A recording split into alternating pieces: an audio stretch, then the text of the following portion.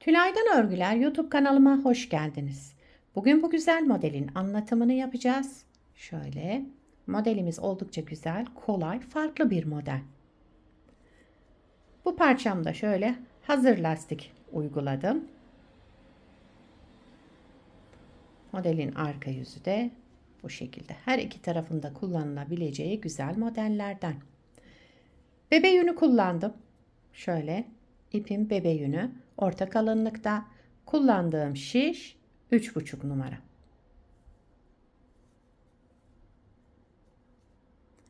Dilerseniz yapım aşamalarına geçelim. Evet, ilmeklerimizi çıkartarak başlayalım. Bu modelde ilmek sayısı 6 ve 6'nın katları artı 5 olması gerekiyor. Şöyle göstereyim. Bakın 6 ilmek bir model için. 6 ilmek de bir model için alacağım.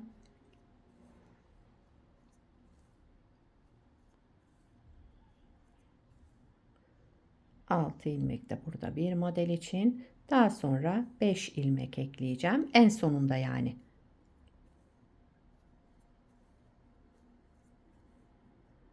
Evet. 6 ilmek bir model için, burada 6 ilmek bir model için, en sonuna 5 ilmek ekledim. Toplamda şişimde 17 ilmeğim var. 17 ilmekle modelimi kurmaya başlıyorum. Modelde haroşa lastik yapacağım. Bakın şöyle. Diğer parçamda bir ters bir düz lastik yapmıştım. Bunda haroşa lastik kullanacağım. Ben haroşalarımı düz örerek yapıyorum. Hem ön yüzünde hem arka yüzünde düz örerek haroşalarımı oluşturuyorum. Sizin de eliniz nasıl alışıksa o şekilde yapabilirsiniz. Yani her iki tarafta da ters örerek de haroşalarınızı yapabilirsiniz. Hangisi kolayınıza geliyorsa.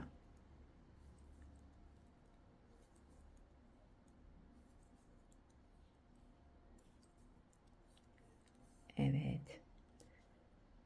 Yine düz örüyorum bu yüzünde. Birkaç sıra bu şekilde devam edeceğim.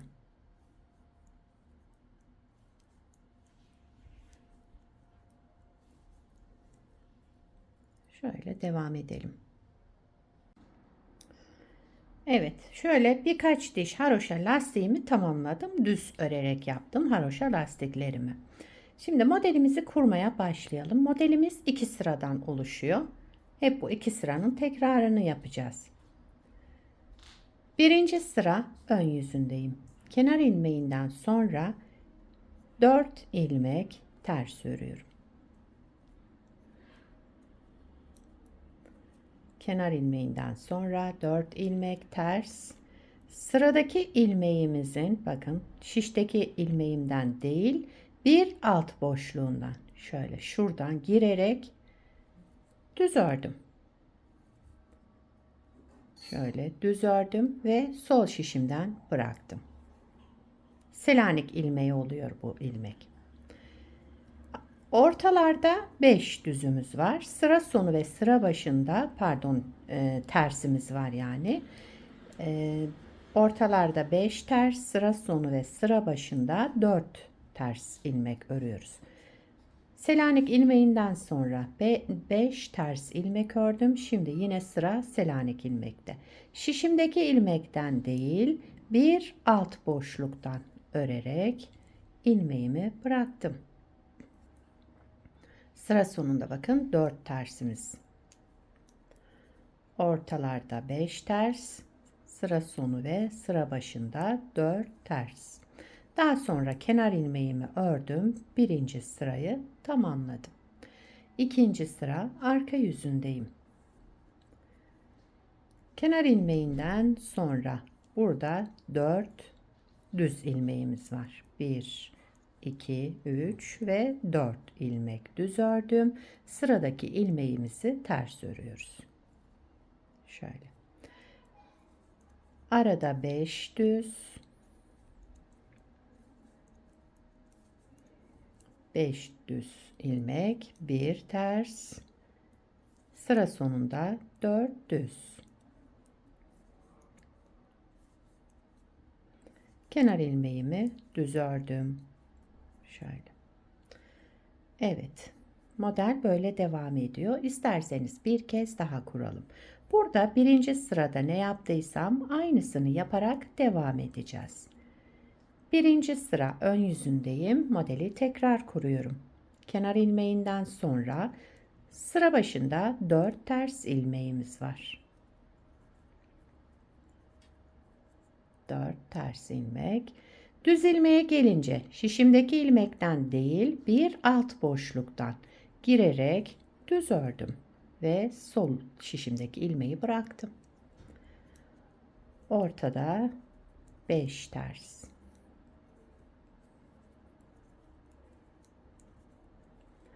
Düz ilmeğe gelince bir alt boşluktan düz ördüm ve Selanik ilmeği yani bu. Sıra sonunda 4 ters ilmekle sıramı tamamlıyorum. Kenar ilmeğimi de düz ördüm. İkinci sıra arka yüzündeyim. Kenar ilmeğinden sonra ilmeklerimi olduğu gibi örüyorum. Bakın 4 düz, 1 ters. Düzleri düz, tersleri ters örelim.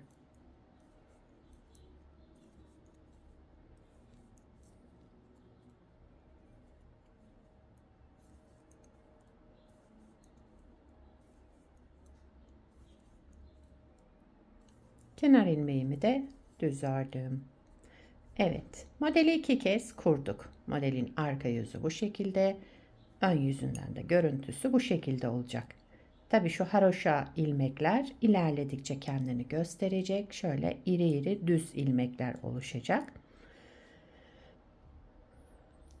Daha önce de gösterdiğim gibi bu örnek parçamda bakın model tam kendini göstermeye başlamış. Burada bir ters bir düz hazır lastik uygulamıştım. Burada da şöyle 2-3 sıra haroşa lastik kullandık. Hangisi hoşunuza giderse o şekilde yapabilirsiniz. Eğer düz bir ters bir düz lastik başlayacaksanız şu ilmeklerin denk gelmesi için ilmeklerinizi çıkardıktan sonra arka yüzünde ilk ilmeğiniz ters öreceksiniz. Yani kenar ilmeğinden sonra ters öreceksiniz. Bir ters bir düz başlayacaksınız arka yüzünde. Ön yüzüne geçtiğinizde bakın model kurulduğunda şöyle şeyler düz ilmekler denk gelecek. Yani ön yüzünde de ilk ilmeğiniz kenar ilmeğinden sonraki ilmeğiniz düz gelmesi gerekiyor. Buna dikkat ederek modeli kurarsanız model böyle gayet güzel görünecektir. Modelin arka yüzü de şu şekildeydi. İstediğiniz örgüde kullanabilirsiniz. Her türlü örgüye uyum sağlayacağını düşünüyorum bu modelin. Özellikle de erkek örgülerine, çocuk örgülerinde kullanabileceğiniz güzel modellerden. Atkı, bere, süveter, yelek, hırka, etol şal yapımında, bebek battaniyesi hepsinde kullanabilirsiniz. Beni buraya kadar izlediyseniz bir beğeni yapmayı, yorum yapmayı, beni desteklemeyi unutmayın. Şimdiden hepinize teşekkürler. Bir sonraki videoda görüşmek üzere. Hoşça kalın.